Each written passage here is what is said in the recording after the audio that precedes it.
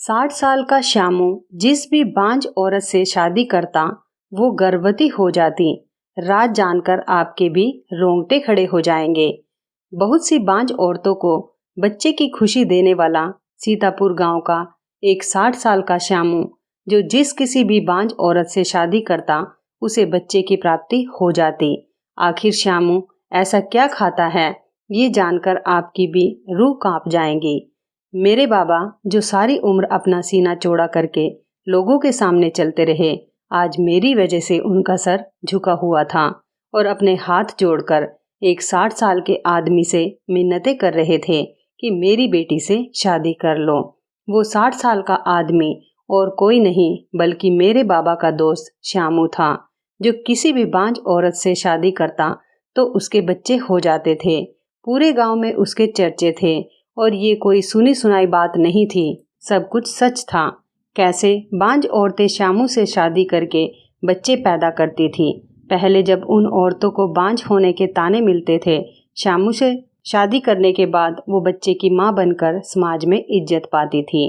मैं और बाबा श्यामू के घर पर ही बैठे थे और मेरी शादी के लिए बाबा श्यामू को मना रहे थे। मुझे सुबह शाम बांझ होने के ताने मिलते थे। मेरे बाबा से यह बात सही नहीं जा रही थी।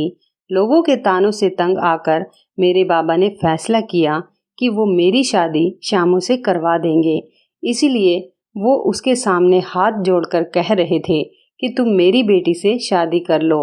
बाबा कह रहे थे कि तुमने तो कई औरतों से शादी करके उनके माथे से बांझपन का दाग हटाया है, मेरी बेटी से भी शादी करके ये दाग उसके ऊपर से हटा दो। मैं तो वहाँ खामोश बैठी थी। मुझे तो कुछ भी समझ में नहीं आ रहा था कि ये सब क्या हो रहा है। मैंने अपने बाबा के दोस्त को हमेशा अपने बाबा की तरह ही समझा था और मैं उनको चाचा कहा करती थी। अब भला मैं उनसे शादी कैसे कर सकती थी, मगर बाबा ने मेरे आगे अपने हाथ जोड़कर मुझसे कहा कि तुम श्यामू से शादी कर लो और मुझे अपने साथ यहाँ लेकर आ गए। बाबा ने श्यामू से भी यही कहा कि मेरी बेटी को कोई ऐतराज नहीं है तुमसे शादी करने में। श्यामू चाचा ने चौंक कर मुझे देखा और बाबा को बाहर जाने के लिए कहा। फिर चाचा मुझसे कहने लगे कि तुम्हें याद है ना तुम्हारा और मेरा रिश्ता क्या है, तुम मुझे चाचा कहती हो। उनकी बात सुनकर मैं अपने अतीत में चली गई। पिछले 2-3 साल मेरी आंखों के सामने आने लगे।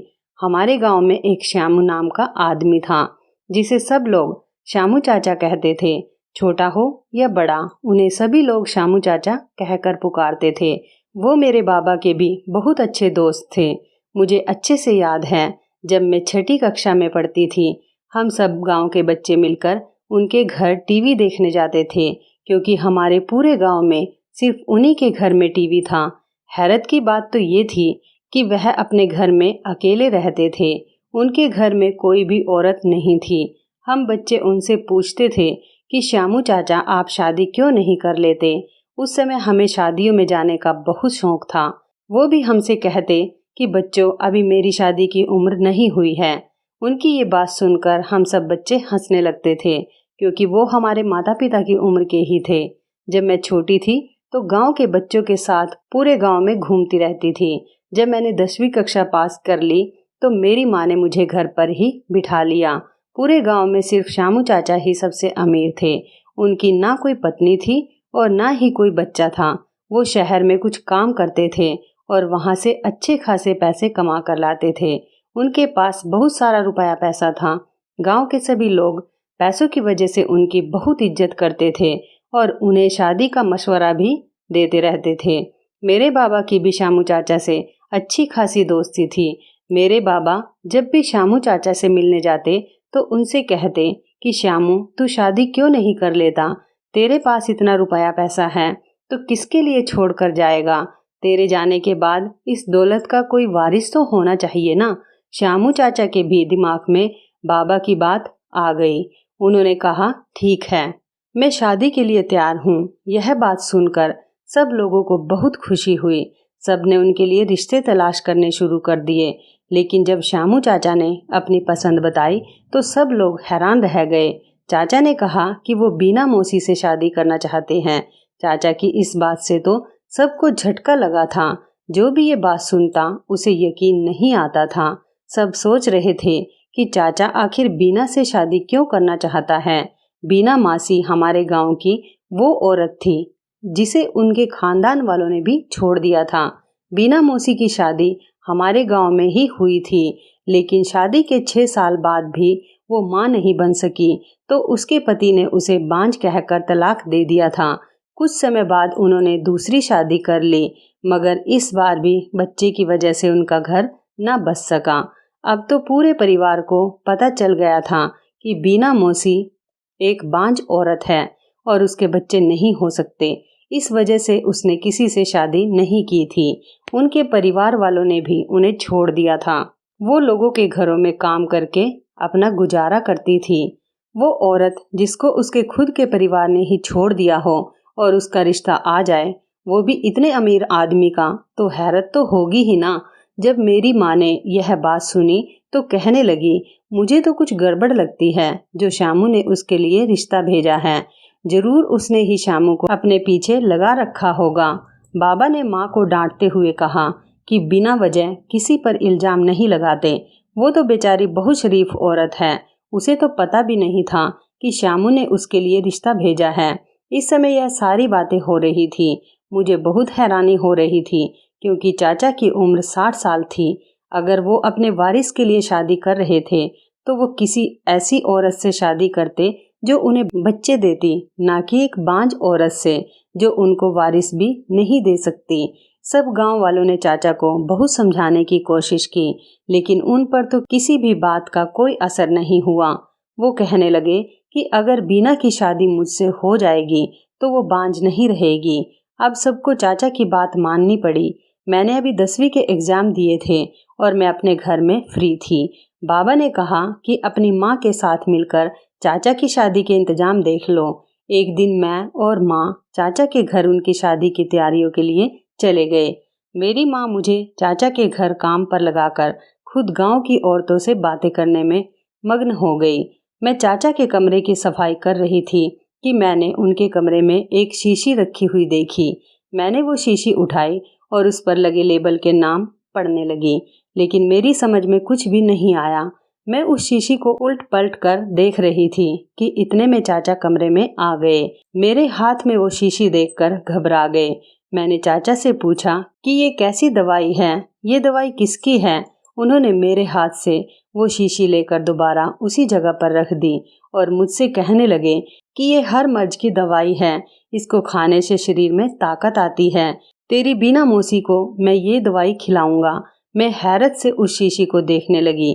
चाचा ने मुझे मना कर दिया और कहने लगे कि आज के बाद मैं उसे हाथ ना लगाऊं। खैर, चाचा की शादी हो गई। बीना मौसी उनकी दुल्हन बनकर उनके घर पर आ गई। सब चाचा का मजाक बनाते थे कि उन्होंने एक बांझ औरत से शादी की है, अब ये भी सारी उम्र बच्चों के लिए तरसते रहेंगे। लेकिन शादी के कुछ ही दिनों बाद बीना मौसी प्रेग्नेंट हो गई। किसी को भी इस बात का यकीन नहीं आ रहा था, लेकिन गांव की दाई ने बताया कि यह खबर सच्ची है।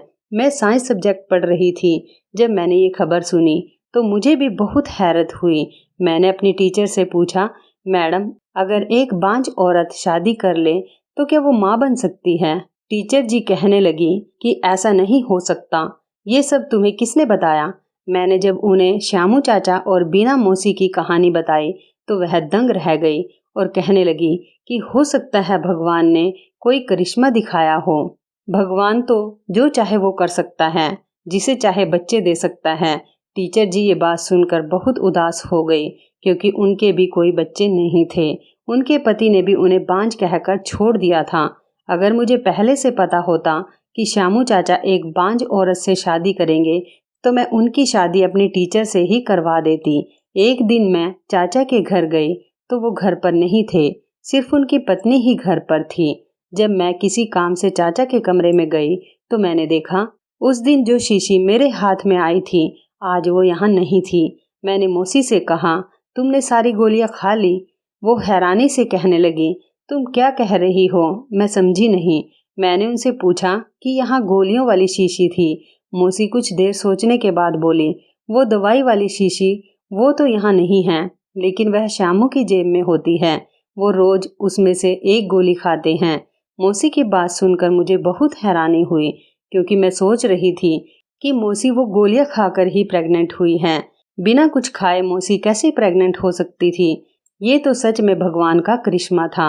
मैं जितना हैरान होती उतना ही कम था। चाचा अपनी पत्नी का बहुत ख्याल रखते थे। हर महीने उन्हें चेकअप के लिए शहर ले जाते थे। चाचा अपनी पत्नी को डिलीवरी के लिए भी शहर के एक बड़े हॉस्पिटल में लेकर गए थे। चाचा के पास पैसों की कोई कमी नहीं थी। अगले दिन खबर आई कि उनकी पत्नी ने एक बेटे को जन्म दिया है। वो दोनों अपने बेटे को लेकर गांव आ गए थे। सब लोग बहुत खुश थे। पूरे गांव में मिठाइयाँ बांटी जा रही थी।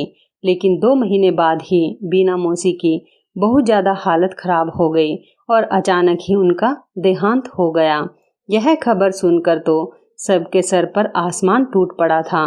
बीना मौसी की मौत को कुछ दिन ही गुजरे थे कि गांव वाले चाचा से दूसरी शादी के लिए कहने लगे।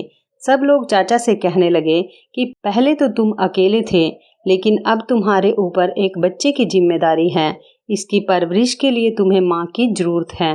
तुम दूसरी शादी कर लो। लेकिन चाचा ने कहा कि मैं अगर अब शादी करूँगा तो किसी बांझ औरत से ही करूँगा। मुझे उम्मीद है कि मुझसे शादी करके उसकी गोद हरी हो जाएगी। जब मैंने चाचा की ये बात सुनी तो मेरे दिमाग में अपनी टीचर का ख्याल आया। चाचा मेरे टीचर से उम्र में बहुत ज़्यादा बड़े थे, इसलिए मैं सोच रही थी पता नहीं टीचर के घर वाले शादी के लिए मानेंगे या नहीं।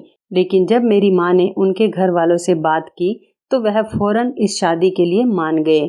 कुछ दिनों में ही मेरी टीचर की और चाचा की शादी हो गई। सब लोग बहुत खुश थे कि दोबारा से चाचा को पत्नी मिल गई और उनके बच्चे को माँ मिल गई। किसी को भी उम्मीद नहीं थी कि फिर से चाचा से शादी करने के बाद एक बांझ औरत बच्चा पैदा कर लेगी, लेकिन फिर से ऐसा ही हुआ। मेरी टीचर ने एक बहुत ही सुंदर लड़के को जन्म दिया, लेकिन वो बच्चा ना चाचा पर गया था और ना ही मेरी टीचर पर। अब तो सारे गांव में इसी बात का चर्चा होने लगा था। लोग कहते थे ये जरूर चाचा के पास कोई राज है, या वो कुछ ऐसी चीज खाते हैं जिससे बांझ औरतें भी प्रेग्नेंट हो जाती हैं। गांव वालों ने चाचा से यह राज जानने की बहुत कोशिश की, लेकिन वो किसी को भी कुछ नहीं बताते थे। मेरे बाबा तो उनके बहुत अच्छे दोस्त थे, लेकिन उन्होंने बाबा को भी कुछ नहीं बताया था। मैं खुद यह सब देखकर बहुत ज़्यादा हैरान होती थी। मैंने अपनी टीचर से भी बहुत बार इस बारे में पूछा था, लेकिन वो कहती थी कि भगवान की कृपा है जो उसने मुझे औलाद दी। कुछ दिनों बाद मेरी टीचर ने श्यामू चाचा से तलाक ले लिया और उन्होंने एक दूसरी बांझ औरत से उनकी शादी करवा दी। उसके बाद वो अपने बेटे को लेकर गांव से चली गई। ये सब देखकर गांव वालों को बहुत हैरानी हो रही थी। पहले तो बांझ औरतों को बच्चा पैदा करना और फिर मेरी टीचर जी का उनको तलाक देकर चले जाना, और चाचा ने भी उनको तलाक दे दिया था। उनसे इस बारे में कोई सवाल नहीं किया। आखिर माजरा क्या था, किसी को भी कुछ समझ नहीं आ रहा था। तीसरी बीवी से भी चाचा को एक ही साल के अंदर अंदर बच्चा हो गया। फिर कुछ समय बाद चाचा के यहाँ एक और औलाद हुई। 65 साल की उम्र तक चाचा की 5 औलादें हो चुकी थी। अब तो आसपास के गांव में भी ये बात उड़ चुकी थी कि जो भी बांझ औरत हो वो चाचा से अगर शादी कर ले तो उसको औलाद पैदा हो जाएगी। अब तो चाचा की दौलत भी कम होने के बजाय बढ़ती ही जा रही थी। चाचा ने काम करना भी छोड़ दिया था, फिर भी पता नहीं कैसे उनकी दौलत में कमी होने के बजाय वो तो उल्टा बढ़ती ही जा रही थी। शायद भगवान की उन पर कुछ ज़्यादा ही कृपा बनी हुई थी। अब मेरी भी शादी की उम्र हो गई थी, मेरी भी पढ़ाई पूरी हो चुकी थी। हमारे खानदान में लड़कियों को सिर्फ इतना ही पढ़ने की इजाज़त थी, उसके बाद उनकी शादी कर दी जाती थी। लेकिन मैं आगे पढ़ना चाहती थी। मैंने बाबा से इस बारे में बात की, लेकिन उन्होंने मेरी कोई बात नहीं सुनी और मेरे लिए रिश्ता देखना शुरू कर दिया। लेकिन मैंने बाबा से कहा कि मैं शहर में शादी करना चाहती हूँ, मुझे इस छोटे से गांव में शादी नहीं करनी। मैंने सुना था कि शहर के लोग बहुत खुले जहन के होते हैं, वो अपनी औरतों पर पाबंदी नहीं लगाते। मेरा बहुत मन था कि मैं घूमूं फिरूं और मेरा एक शौक था कि मैं बहुत सारी पढ़ाई करूं। मेरा ये शौक शहर जाकर ही पूरा हो सकता था। यहाँ गांव में रहकर तो मैं कभी भी नहीं घूम सकती थी। अपने सपनों को पूरा करने के लिए मुझे शहर जाने की जरूरत थी। लेकिन मेरे बाबा का शहर में कोई नहीं था। हमारे सारे रिश्तेदार और जान पहचान वाले सब गांव के ही थे। इसलिए बाबा ने शामू चाचा से कहा कि वो कोई मेरे लिए शहर में रिश्ता देखे। वो शहर में शादी करना चाहती है। चाचा ने भी कहा ठीक है। बदकिस्मती से उन्हीं दिनों चाचा की पत्नी का फिर से देहांत हो गया और चाचा फिर से अकेले हो गए। उन्होंने अपने बच्चों के लिए एक आया रख ली। वो अपने बच्चे अकेले नहीं संभाल सकते थे क्योंकि उनकी भी अब उम्र हो गई थी। इस दौरान चाचा के पास कई बांझ औरतों के रिश्ते आए क्योंकि सब लोगों को पता चल गया था कि चाचा से शादी करने के बाद कोई भी औरत बांझ नहीं रहती। लेकिन फिलहाल चाचा ने शादी को मना कर दिया था। उनकी तबीयत भी अब ठीक नहीं रहती थी। इसी वजह से वो बहुत दिनों से शहर भी नहीं जा सके थे। वो अपने ही गम में थे। इसलिए बाबा ने उनसे दोबारा मेरे रिश्ते को भी नहीं कहा। लेकिन बाबा को मेरी शादी की बहुत जल्दी थी क्योंकि मेरी शादी की उम्र हो गई थी और सारे गांव वाले बातें कर रहे थे। मैंने सोचा कि इससे पहले बाबा मेरी शादी गांव में ही किसी के साथ कर दे, मैं खुद चाचा से अपने रिश्ते की बात कर आती हूँ। मैं चाचा से बचपन से ही बहुत हंसी मजाक करती थी, इसलिए मैं उनसे इस बारे में आराम से बात कर सकती थी। मैं अपने बाबा और माँ को बिना बताए चाचा के घर की तरफ चली गई। जैसे ही मैंने उनके घर में कदम रखा तो मुझे अंदर से जानी पहचानी सी आवाज आई। मैंने कमरे में झांक कर देखा तो मेरे पैरों तले से जमीन निकल गई क्योंकि मेरा शक ठीक निकला था। अंदर मेरी टीचर थी जो अपने बेटे को गोद में लिए हुए बैठी थी। वो चाचा से कह रही थी कि आप किसी बांझ औरत से शादी कर लें, उनको भी समाज में इज्जत मिल जाएगी और बच्चों की परवरिश भी अच्छे से हो जाएगी। चाचा कहने लगे कि अब मुझे किसी भी औरत पर भरोसा नहीं रहा। तुम लोगों ने तो ये राज अपने सीने में छुपा के रखा है कि कैसे मुझसे शादी करके बांझ औरतें प्रेग्नेंट हो जाती हैं। अगर किसी ने यह राज खोल दिया तो अच्छा नहीं होगा। पूरे गांव के सामने हमारी बेइज्जती हो जाएगी। मैं नहीं चाहता कि हम में से किसी की भी बदनामी हो। जो राज सालों से छुपा हुआ है वो छुपा हुआ ही रहे तो बेहतर है। अब मैं अकेला ही ठीक हूँ। मैंने बहुत गौर से उनकी बातें सुनने की कोशिश की, लेकिन मुझे उनकी कोई भी बात समझ में नहीं आई। लेकिन मुझे इतना अंदाजा हो गया था कि वो कोई राज की बात कर रहे हैं। शायद वो राज यही था कि चाचा की पत्नी बांझ होने के बाद भी कैसे बच्चे पैदा कर देती है। मगर उन्होंने पूरा राज खुलकर नहीं बताया, बंद लफ्जों में बात कर रहे थे, जिसकी वजह से मुझे कुछ भी समझ में नहीं आया था। मैं वहीं खड़ी थी कि टीचर जी बाहर आ गई और मुझे देखकर उनके चेहरे का रंग उड़ गया। मैंने टीचर जी से उनके बेटे को अपनी गोद में ले लिया और उसे प्यार करने लगी। मैंने उनसे कहा कि मुझे समझ नहीं आया था कि आप चाचू को छोड़कर क्यों गई थी, और अगर छोड़कर चली गई थी तो अब आप उनसे छुपकर मिलने क्यों आती हैं। मेरी बात सुनकर उन्हें थोड़ा गुस्सा आया और कहने लगी कि मैं कोई छुपकर मिलने नहीं आती हूँ, सिर्फ आज ही आई हूँ। मुझे किसी ने बताया था कि उनकी पत्नी का देहांत हो गया, इसलिए मैं मिलने के लिए आ गई। मैंने भी टीचर जी से आंखें फेरते हुए कहा कि एक बार जो छोड़कर चला जाए वो पलटकर वापस नहीं आता। अगर आप उन्हें छोड़कर नहीं गई होती तो वो आज इस हालत में अकेले नहीं होते। लेकिन आपको तो पता नहीं किस बात की जल्दी थी कि आपने उनसे तलाक लिया और उनकी दूसरी शादी करवा कर यहाँ से चली गई। आप तो हमें मोहब्बत और वफा के बारे में पढ़ाती थी, लेकिन आप तो खुद ही किसी का साथ नहीं दे सकी और उसे छोड़कर चली गई। हमारी बातों की आवाज़ सुनकर चाचा बाहर निकल आए और वो मुझे गुस्से से देखने लगे। कहने लगे कि तुम क्यों ऐसी बदतमीजी कर रही हो, ये तुम्हारी बड़ी है। मैंने चाचा से कुछ कहना चाहा, लेकिन उन्होंने इशारे में मुझे चुप रहने के लिए कहा और टीचर जी से कहने लगे कि तुम जाओ, इसकी खबर मैं लेता हूँ। टीचर जी खामोश होकर वहाँ से चली गई। मुझे तो उन दोनों पर हैरानी हो रही थी कि तलाक होने के बाद भी वो आपस में इतने अच्छे से बात कर रहे थे।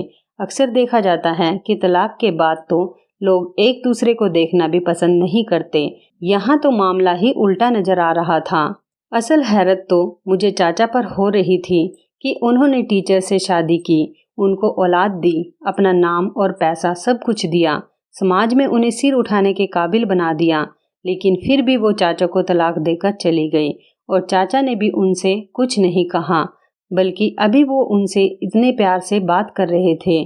टीचर जी के जाने के बाद चाचा मुझसे कहने लगे कि ये कौन सा तरीका होता है बड़ों से बात करने का, वो बड़ी है तुम्हारी, तुम्हें उनकी इज्जत करनी चाहिए। ये सब सुनकर मैं चाचा से कोई बात किए बिना ही अपने घर वापस आ गई। जब मैं अपने घर वापस आई तो मैंने देखा कि मेरे बाबा के दोस्त घर पर बैठे थे और मुझे जिस बात का डर था वही हुआ।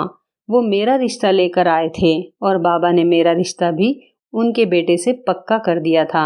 मैंने बाबा से बहुत मना किया कि मैं उनके दोस्त के बेटे से शादी नहीं करूंगी, क्योंकि वो लोग अनपढ़ और जाहिल हैं। मैं इन लोगों में खुश नहीं रह सकती। लेकिन बाबा ने मेरी कोई बात नहीं सुनी और जबरदस्ती मेरी शादी अपने दोस्त के बेटे से करवा दी। मुझे शुरू से ही इनके घर का माहौल पसंद नहीं था। वो लोग बहुत अमीर थे, लेकिन तमीज नाम की उनके घर में कोई चीज नहीं थी। मेरे पास कोई और चारा नहीं था। मजबूरी में अपने बाबा की इज्जत की खातिर मुझे शादी करनी पड़ी। मेरी शादी को 3 साल हो गए थे।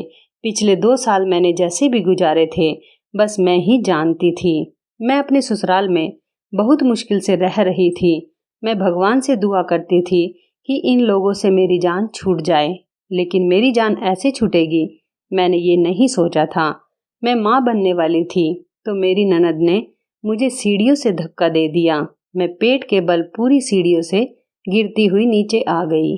जब मेरी आँख खुली तो मैं हॉस्पिटल के कमरे में थी। मैं अपने बच्चे को खो चुकी थी। डॉक्टर ने कहा कि अब मैं कभी माँ नहीं बन सकती। ये सुनकर मेरे ससुराल वालों ने मुझे मेरे माता पिता के घर में छोड़ दिया और कहने लगे कि जब ये हमें बच्चा नहीं दे सकती तो हम इसे अपने पास रखकर क्या करेंगे। बल्कि उन लोगों ने तो सारे गांव में ये उड़ा दी थी कि मैं अब बांझ हो चुकी हूँ। इसी वजह से मेरे रिश्ते आने भी बंद हो गए थे। बाबा जब भी घर से बाहर जाते तो लोग उनसे मजाक में कहते कि अपनी बेटी की शादी शामू चाचा से करा दो, ये भी बच्चे पैदा कर देगी। बाबा लोगों के तानों से तंग आ गए थे, इसलिए आज मैं अपने बाबा के साथ शामू चाचा के घर में बैठी थी। बाबा मुझे उनसे बात करने के लिए अकेला छोड़कर बाहर चले गए थे। चाचा मुझसे कहने लगे कि मैं जानता हूँ कि तुम हमेशा इस बात के पीछे पड़ी रही हो कि तुम्हें मेरा राज पता चल जाए कि कैसे बांझ औरतें मुझसे शादी करने के बाद बच्चे पैदा कर लेती हैं। तुम क्या, पूरा गांव ही मुझसे इस बारे में सवाल करता रहता है, लेकिन मैंने कभी भी किसी को कुछ नहीं बताया। लेकिन आज मैं तुम्हें अपना ये राज बता रहा हूँ। जब मैं 25 साल का था तब मैं बीमार हुआ और डॉक्टर के पास अस्पताल गया तो उसने मेरा पूरा बॉडी चेकअप करने के बाद बताया मुझे बचपन से ही बीमारी थी, लेकिन किसी ने इस बात को नोटिस नहीं किया और बढ़ते बढ़ते मेरी बीमारी इतनी बढ़ गई कि डॉक्टर को मेरा ऑपरेशन करना पड़ा। ऑपरेशन के बाद डॉक्टर ने मुझे बताया कि मैं अब कभी भी बाप नहीं बन सकता। अब मैं बाप बनने के हक से महरूम हो गया। पूरे खानदान में ये बात फैल गई थी। मेरे खानदान के ही लोग मुझे अजीब नज़रों से देखते थे और मुझे ताने देते थे। हर कोई मुझ पर तरस खाता था। मेरी मंगनी टूट गई थी। मेरे छोटे भाई बहनों की भी शादी हो गई थी और सब अपनी अपनी जिंदगी में मगन हो गए थे। मेरे माता पिता के देहांत के बाद मेरे परिवार में किसी को भी मेरी ज़रूरत नहीं थी, इसलिए मैं अपना घर छोड़कर इस गांव में चला आया। अब मैं किसी से शादी तो नहीं कर सकता था, इसलिए मैंने काम करना शुरू कर दिया। मैंने दिन रात मेहनत करके इतने पैसे कमाए कि लोग मेरी बहुत ज़्यादा इज्जत करने लगे। यहाँ मेरी कुछ लोगों से दोस्ती हो गई और मेरी ज़िंदगी अच्छी गुजरने लगी। मेरे दोस्त भी मुझसे शादी के लिए कहते थे, मगर मैं जानता था कि कोई भी औरत मेरा सच जानने के बाद मुझसे शादी नहीं करेगी। हर औरत की ख्वाहिश होती है कि वो माँ बने। जब मैं एक औरत को माँ नहीं बना सकता तो मैं उससे शादी भी नहीं कर सकता था। इसलिए मैंने सोचा था कि मैं ज़िंदगी भर अकेला ही रहूँगा। मैं अपने दोस्तों को ये बात कैसे बताता, इसलिए मैं उनसे कोई ना कोई बहाना बना दिया करता था। मुझे बीना को देखकर बहुत दुख होता था। वो बेचारी भी मेरी तरह बचपन से ताने सुनती थी। मुझे उसका दुख बिल्कुल अपने जैसा लगता था। उस बेचारी को भी उसके परिवार वालों ने छोड़ दिया था, जैसे मुझे मेरे परिवार वालों ने छोड़ दिया था। जब मुझसे सब लोगों ने कहा कि मैं इतनी दौलत किसके लिए छोड़कर जाऊंगा, तो मुझे एहसास हुआ कि मुझे अपनी दौलत किसी के काम में लगा देनी चाहिए। मैंने सोचा कि मैं एक अनाथ आश्रम से बच्चे को लेकर उसकी बेहतरीन परवरिश करूंगा, लेकिन मैं अकेले बच्चे नहीं पाल सकता था। उसके लिए मुझे एक माँ की ज़रूरत थी। फिर मेरे जहन में ख्याल आया, मैंने बीना के लिए रिश्ता भेजा, लेकिन उसे सारी बात सब कुछ सच सच पहले ही बता दी थी कि वो भी माँ नहीं बन सकती और मैं भी बाप बनने के काबिल नहीं हूँ। तो हम दोनों शादी कर लेते हैं और बच्चे को गोद ले लेंगे। बीना ने भी इस काम के लिए हाँ कर दी और हम दोनों ने शादी कर ली। शादी के बाद मैंने सोचा कि अब अगर हम बच्चा गोद लेते हैं तो लोग तो हमें फिर भी ताना देंगे कि बांझ थी और बच्चे को गोद लेना पड़ा। गांव वाले और ये समाज हमें वो इज्जत नहीं देगा और ना ही वो इस बच्चे को हमारा सगा बच्चा मानकर इज्जत देंगे। इसलिए मैंने गांव की दाई को उसके मुंह मांगे पैसे दिए और उससे कहा कि पूरे गांव में ऐलान कर दे कि बीना माँ बनने वाली है। उसने ऐसा ही किया। 9 महीने बाद हम डिलीवरी के बहाने से शहर चले गए और वहां अनाथ आश्रम से एक बच्चे को गोद लेकर आ गए। बीना को भी बांझपन के तानों से छुटकारा मिल गया था। वो मेरी बहुत ज़्यादा एहसानमंद थी, लेकिन उस बेचारी के जीवन के दिन कम ही बचे थे। उसे कैंसर हो गया और वो इस दुनिया से चली गई। फिर तुम्हारी टीचर जी से मुझे शादी करनी पड़ी। वो भी बहुत अच्छी औरत थी। उसको भी समाज में इज्जत दिलाने के लिए हमने यही वाला ड्रामा करना पड़ा। इस बार भी हमने एक बच्चा गोद लिया था। मेरी ख्वाहिश थी मैं इन बच्चों की परवरिश बहुत अच्छे से करूं। एक दिन तुम्हारी टीचर का पहला पति हमारे घर पर आ गया और वो मुझसे कहने लगा कि मैं उसे छोड़ दूं, क्योंकि वो तुम्हारी टीचर से बहुत मोहब्बत करता है और उसके साथ रहना चाहता है। उसे अपनी गलती का एहसास था, लेकिन तुम्हारी टीचर ने मना कर दिया। उसने कहा कि वो भी अपने पहले पति से बहुत प्यार करती है, लेकिन मुझे नहीं छोड़ सकती। मेरी वजह से उसे समाज में इज्जत मिली है। अब वो मुझे किसी भी हाल में छोड़कर नहीं जाएगी। लेकिन मैंने उसकी खुशी की खातिर उसे छोड़ दिया। वो मुझे तलाक देना नहीं चाह रही थी, लेकिन वो अपने पति से बहुत प्यार करती थी और मैं 2 प्यार करने वालों को अलग नहीं कर सकता था। इसलिए मेरे जोर देने पर उसने मुझे तलाक दे दिया। तलाक होने के बाद उसने मेरी शादी अपनी एक बांझ सहेली से करवा दी, ताकि मैं अकेला ना रहूं और मेरे बच्चों की भी परवरिश अच्छे से हो सके। उसे भी मेरे बारे में सब कुछ मालूम था। उसे रहने के लिए एक छत चाहिए थी। बैठे बिठाए उसे पति और औलाद और इज्जत मिली, तो वो भी मेरी शुक्रगुजार हो गई। तुम्हारी टीचर अपने बेटे को साथ लेकर चली गई, क्योंकि वो उसकी परवरिश खुद करना चाहती थी। इसलिए मैंने उसे वो बच्चा ले जाने दिया और खुशी खुशी उसे रुखसत कर दिया। मेरी तीसरी पत्नी भी बहुत अच्छी थी। उसके बाद हमने 2 बच्चे अडॉप्ट किए थे, लेकिन उसकी ज़िंदगी भी बहुत थोड़ी थी। कुछ दिनों में उसका भी देहांत हो गया। ये है मेरा सारा राज, जिसको कोई नहीं जानता था और मेरे बारे में लोग अजीब अजीब बातें करते थे। मैं सिर्फ उन बांझ औरतों को समाज में इज्जत और उन अनाथ बच्चों की परवरिश अच्छे से करना चाहता था। उनको छत देना चाहता था, माँ बाप का प्यार देना चाहता था। इसलिए मैंने ये सब कुछ किया। लेकिन तुम्हारे पिता को ये सब कुछ नहीं कहना चाहिए था। तुम तो जानती हो, मैंने हमेशा तुम्हें अपनी बेटी समझा है। मैं तुमसे शादी करने का सोच भी नहीं सकता। चाचा ने बताया कि उनको भी कैंसर हो चुका है और उनके पास भी बहुत कम दिन बचे हैं। अब उन्हें इन बच्चों की फिक्र लगी रहती है कि उनके जाने के बाद इनका कौन ख्याल रखेगा। मैंने चाचा से कहा कि आप फिक्र ना करें, आज से इन बच्चों की सारी जिम्मेदारी मेरी है। मैं इनको इनकी माँ बनकर पालूंगी और आपका ये राज भी मेरे सीने में दफन रहेगा। मैंने बाबा से भी साफ साफ कह दिया कि औलाद का क्या है, मैं इन बच्चों को ही पालकर अपनी जिंदगी काट लूंगी। कुछ दिनों बाद चाचा का देहांत हो गया। उन्होंने अपनी सारी जायदाद इन बच्चों की और मेरे नाम कर दी थी। अब मुझे अपनी जिंदगी का मकसद मिल गया था। किसी की शादी ना होने से या बच्चे ना होने से उसकी ज़िंदगी ख़त्म नहीं हो जाती, बल्कि उसे अपनी ज़िंदगी गुजारने के लिए कोई ना कोई मकसद मिल ही जाता है, जैसे मुझे मिल गया था। तो इस कहानी के बारे में आपकी क्या राय है, कमेंट करके ज़रूर बताइएगा। दोस्तों, आपको हमारी ये मज़ेदार कहानी कैसी लगी? आप हमें कमेंट बॉक्स में ज़रूर बताएं। यदि आपके पास भी ऐसी कोई प्यारी सी कहानी है या फिर ऐसी कोई कहानी जिससे कुछ शिक्षा मिले, तो आप हमारे साथ उसको ज़रूर शेयर करें। दोस्तों, यदि आपको हमारी ये वीडियो अच्छी लगे तो आप हमारी इस वीडियो को लाइक शेयर ज़रूर करें और ऐसी ही दिल को छू लेने वाली प्रेरणादायक कहानियाँ सुनने के लिए हमारे चैनल को भी सब्सक्राइब करें। और यदि आप हमें फेसबुक पर देख रहे हैं तो आप हमारे फेसबुक पेज को लाइक और फॉलो ज़रूर करें। तो दोस्तों, फिर मिलते हैं ऐसी ही ज़बरदस्त कहानी या टिप्स के साथ नई वीडियो में। तब तक के लिए धन्यवाद। आप सभी अपना ख्याल रखना। आपका दिन शुभ व मंगलमय हो।